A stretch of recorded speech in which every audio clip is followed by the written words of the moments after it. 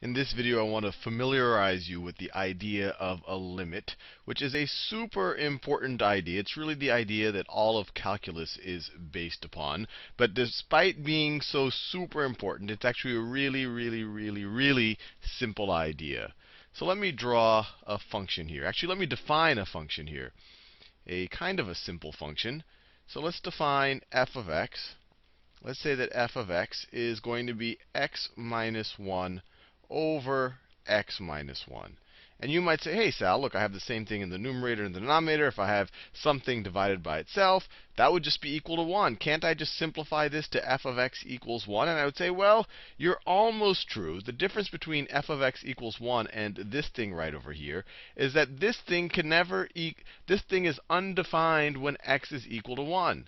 Because if you set, let me define it right, let me write it over here. If you have f of sorry, not f of 0. If you have f of 1, what happens? In the numerator, you get 1 minus 1, which is, let me just write it down. In the numerator, you get 0. And in the denominator, you get 1 minus 1, which is also 0. And so anything divided by 0, including 0 divided by 0, this is undefined. This is undefined. So you can make the simplification.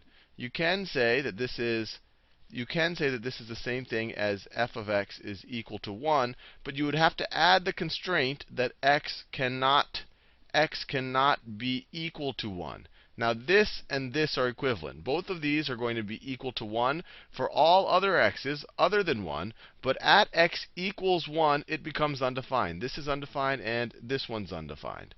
So how would I graph this function? So let me graph it. So that is my y is equal to f of x axis. Y is equal to f of x axis. And then this over here is my x axis. X axis. And then let's say that this is the point x is equal to 1. This over here would be x is equal to negative 1. This is y is equal to 1 right up there. Yeah, I could do negative 1, but that won't matter much relative to this function right over here. And let me graph it.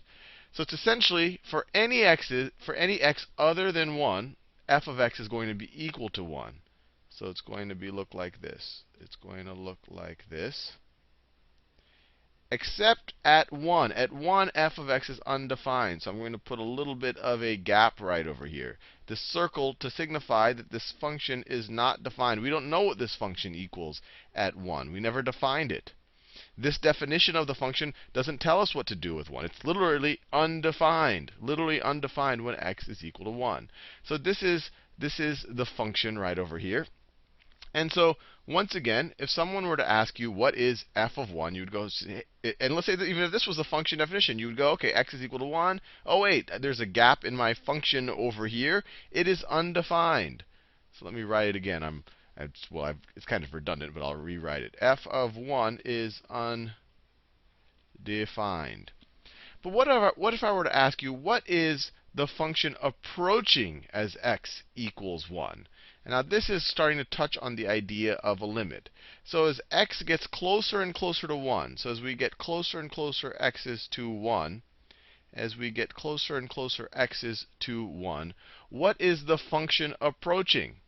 Well, this entire time, the function, what's it getting closer and closer to? On the left-hand side, no matter how close you get to 1, as long as you're not at 1, you're actually at f of x is equal to 1. Over here, from the right-hand side, you get the same thing. So you could say, and we'll get more and more familiar with this idea as we do more examples, that the limit as x, and lim, short for limit, as x approaches 1, of f of x, is equal to, as we get closer, we can get infinitely close to 1, as long as we're not at 1.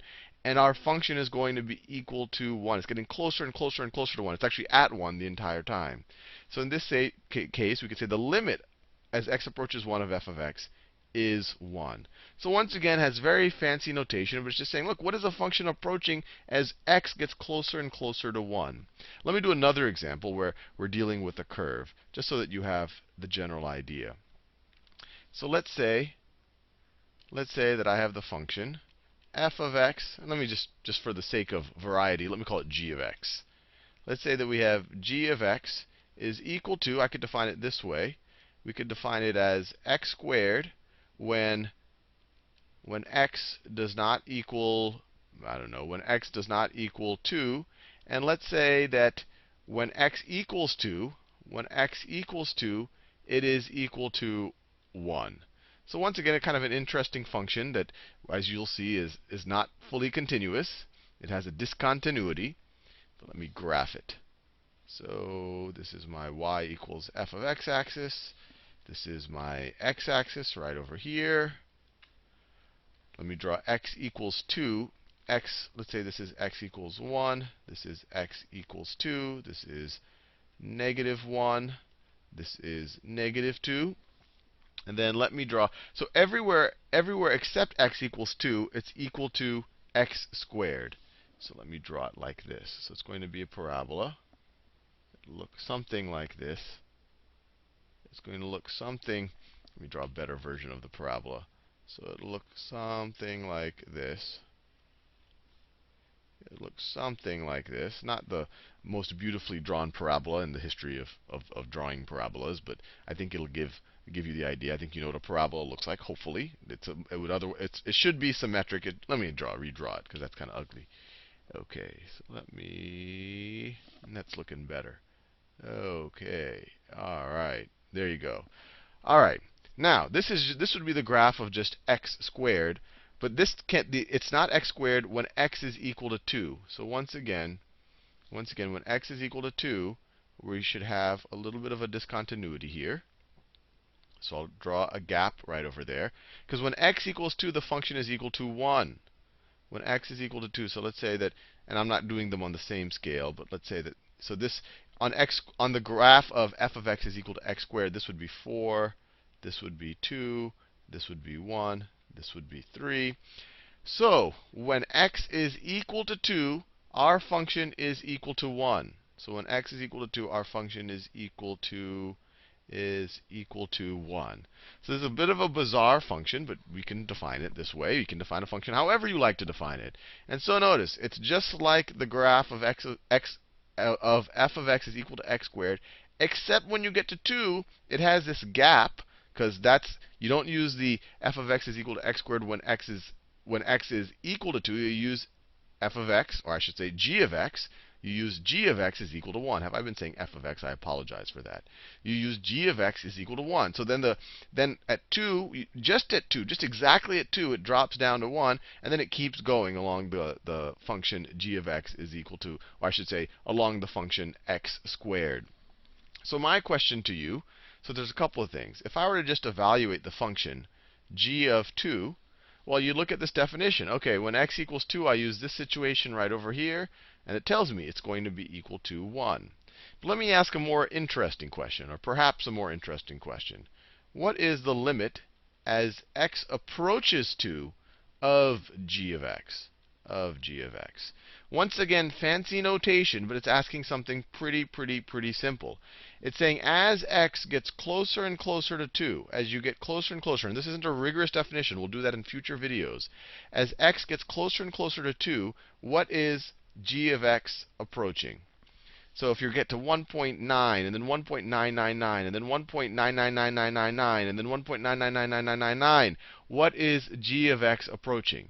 Or if you were to go from the positive direction, if you were to say 2.1, what's g of 2.1? What's g of 2.01? What's g of 2.001? What is that approaching as we get closer and closer to it?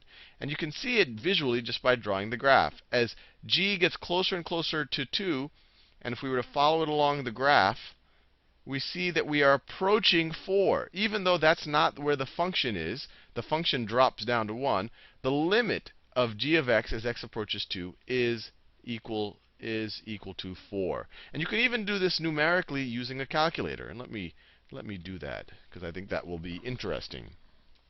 So let me get a calculator out. Let me get my trusty TI-85 out. So here is my calculator. And you can numerically say, okay, what's it going to approach as you approach x equals 2?